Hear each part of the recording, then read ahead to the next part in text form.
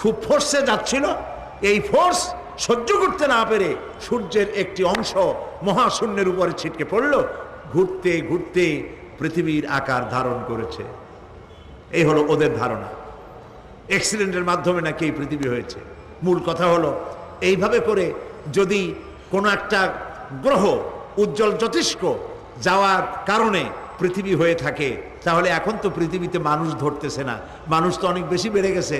তাহলে আর একটা জ্যোতিষ্ক দয়া করে সূর্যের পাশ দিয়া যাইয়া আর একটা খণ্ড ফালাই দিয়া আর একটা পৃথিবী বানায় না কেন? প্রিয় ভাই সব, আল্লাহ পাক বলছেন ওয়াসাকফিল মারফু, আমি এই বিশাল আকাশের কসম করি। সুবহানাল্লাহ। এরপরে ওয়াল বাহরিল মাসজুর, পৃথিবীতে প্রবাহিত উচ্ছ্বসিত তরঙ্গায়িত সমুদ্র রাজির কসম করি। সুবহানাল্লাহ।